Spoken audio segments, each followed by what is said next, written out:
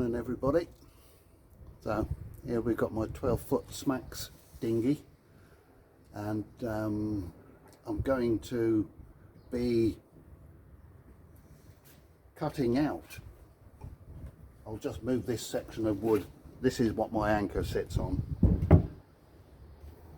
Going to cut out the section between the shoulder of this tube where the mast sits, roughly in line with where my doorway is.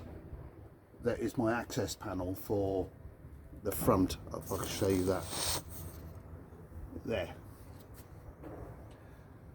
And I'm going to do the same on the other side.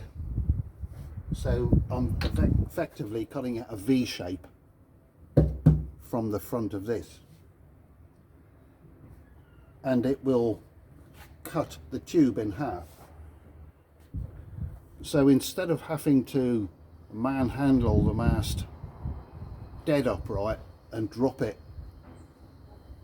into the tube, I'll be able to step the mast like you would a modern dinghy, and that is to bring the mast off to the side and have what they call a throat, and the mast will be pushed just gently into the base of the throat and stood up without the need for carrying it dead upright, working it into the slot perfectly.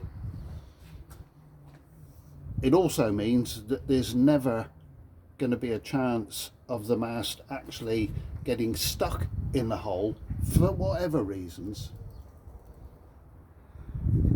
And so I thought I'd show you this part of the boat now that I've taken off this plastic door frame that was there with the sealed door, the access panel door, taken off the wood that was properly well fixed onto here. This is all going to come off, this trim, this wooden trim. It'll be replaced up to a point, but only when this has been opened up. Then the boatyard that's going to do the job will have a look at what's left, and it'll be re-trimmed when they know what they're having to deal with at that time. Probably my piece of wood that I put on, this is where my anchor, the shaft, gets held in there. This will go back on, but it's likely it's going to be cut back a little bit so that it's the profile of it is suitable to the new cutout on the boat. These two anchor points, which are for the centerboard, the drop keel, they'll just be moved further outboard onto what's left of this. So effectively I'll have a V shape area up the front here. Also, what I'm going to do is ask the boatyard to increase the length of these so that the buoyancy, the amount of buoyancy that is being lost in here, will be made up with additional buoyancy on port and starboard side, just by increasing the size of this V shape back. I would have thought something in the order of 1.5 feet would probably be enough.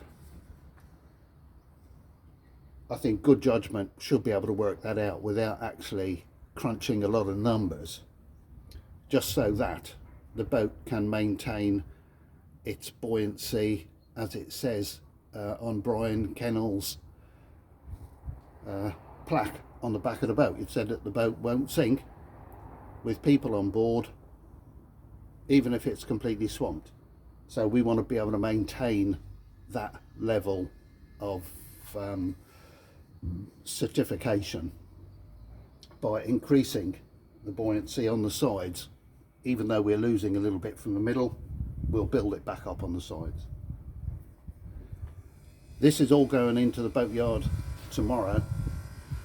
I'm going to take a bit of video or pictures in any event, hopefully, of the boatyard, if they don't mind doing the alteration, just to be able to keep you guys up to speed, really, so that you can see what's going on in the world of smacks. Bye for now.